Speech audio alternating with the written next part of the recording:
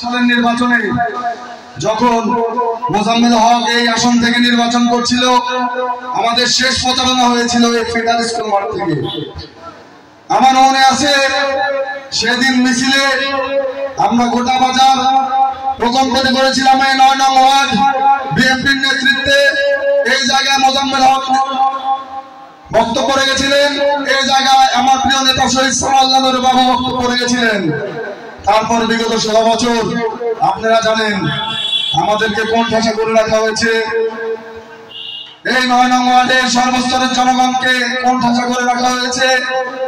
মাদক দিয়ে এই ৯ নং ওয়ার্ড এর বিভিন্ন স্তরের যুব সমাজকে ধ্বংস করে দেওয়া হয়েছে। আমি বলতে চাই বিগত 16 বছর ইতিহাসকে ভুলে যান। আগামী দিনের বাংলাদেশ তারেক রহমানের বাংলাদেশ, আগামী দিনের বাংলাদেশ ম্যাডাম খালেদা জিয়ার বাংলাদেশ, আগামী দিনের বাংলাদেশ বাংলাদেশ জাতীয়তাবাদী দল বিএনপির বাংলাদেশ।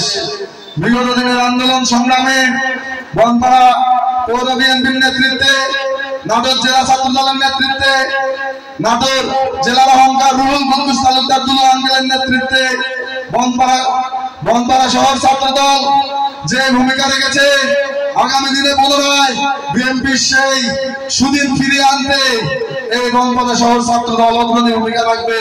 এবং এই ৯ নং ওয়ার্ডকে যেভাবে কণ্ঠাসা করে রাখা হয়েছিল, আজকের পর থেকে বলতে চাই 2008 সালের আগে ৯ নং ওয়ার্ড যেভাবে প্রোগ্রাম করেছে, যেভাবে স্বাধীনভাবে চলেছে, আজকের পর থেকে ৯ নং ওয়ার্ডে সামনে যদি কোনো কুলাঙ্গার, কোন সন্ত্রাসী, কোন মাদক ব্যবসায়ী দাঁড়ায়, বনপাড়া শহর ছাত্র দল তাদেরকে রাত ভাঙা জবাব দেবে।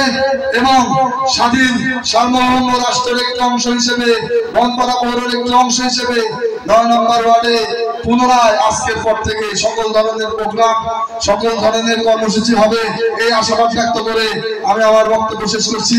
বাংলাদেশ জিন্দাবাদ, বাংলাদেশ জাতীয়তাবাদী ছাত্র দল জিন্দাবাদ।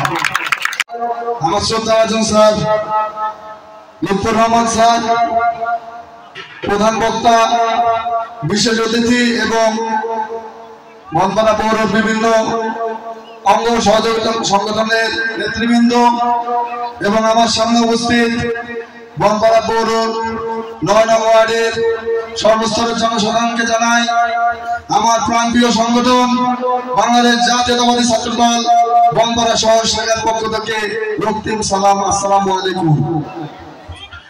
আজকে আমরা যেই স্থানে দাঁড়িয়ে প্রোগ্রাম করছি,